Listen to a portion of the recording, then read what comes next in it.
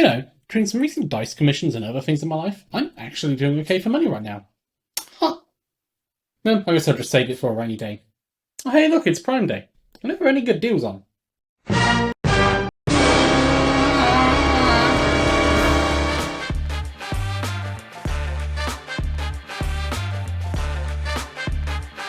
"35 business days later, I had a parcel.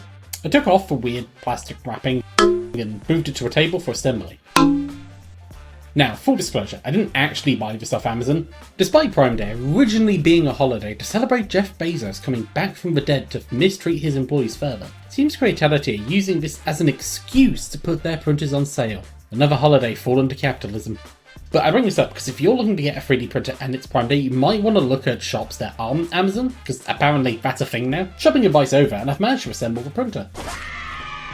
Honestly, this is very easy and quick. The tutorial only lasts 5 minutes. I had to screw in about 13 screws. The most stressful parts were taking it out of the box. It's so well packaged that getting the foam out was a little difficult, especially if you don't know which bits are safe to hold and which bits aren't. But honestly, having too much protective packaging is probably one of the better problems to have. I didn't like that for the assembly. I had to turn it on its side and rest this fairly heavy object on some delicate looking cables, but that's what the video did. Seems to have been fine. It took me about 40 minutes, mostly because I was being slow and nervous, having never actually built a printer before. But yeah, completely fine instructions, they're okay, but nothing special. If you're considering getting a printer, this level of assembly shouldn't really scare you off. It has a first time setup, and that does take a moment, so while that's going, let's talk about what you get out of the box. You get stickers, a memory stick, that's not actually a memory stick, a declogging stabber, some filament with the happiest little guy on it, a spare nozzle, all of this crap, oh, and a pair of snippers. All in all, this is not terrible, though I believe some bundles come with a runout sensor, so I'm sad I didn't get that. I also got mine with 2 kilograms of filament, but if you're getting a printer, account for filament. Even if you get this printer, it doesn't come with a lot of filament, and I suspect this is actually cleaning filament, not full printing. The setup takes a little bit on account of it preheating the nozzle, or the bed, or both. It's eating something. Once it's finished, it tells me to load the filament, which was actually easy, but I wish it was a little more clear that I need to push down on this tab to allow the filament to go in. But once I was in and I removed a little plastic squiggle of excess filament, we're ready to print. Yay. The printer takes an SD card to move files around, which brings me back to the USB stick that isn't a USB stick. It's a convenient way so computers without an SD card slot can still put prints onto the card, so I'm glad it comes with the converter. For now. But do we need an SD card at all? Like, is there a reason we can't just use USBs? It has a USB-C port, though that's specifically to stream code directly from a computer. I don't think if you had a memory stick with a USB-C port, it would work. The test print is this lucky cat, which I believe is Creality's standard test print, which is fine. He's a cute little guy who prints fairly quickly, but I'm a little sad it's not the Benchy Bow. Everyone knows the Benchy Bow. So I went about installing a slicer so I could, print a Benchy. Installing the slicer was a nightmare, and one of only 2 gripes I have with this printer. Firstly, I followed the instructions it came with,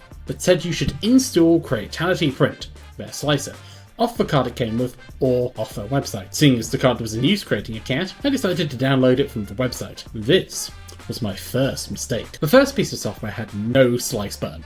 It simply did not have one. Maybe it was my fault. I'm new to this and this software might not actually be a slicer. Maybe it's something else entirely. Who knows? So I waited till the cat had finished, took the card and downloaded the slicer off it. This was a completely different looking software, though still called Creality Print.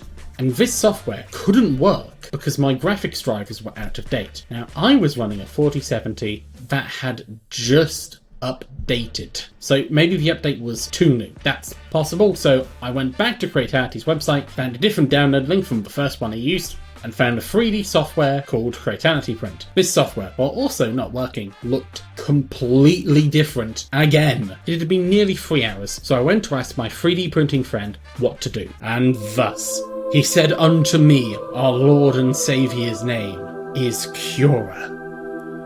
Cura's great and just kind of works. It's free, so that's a plus.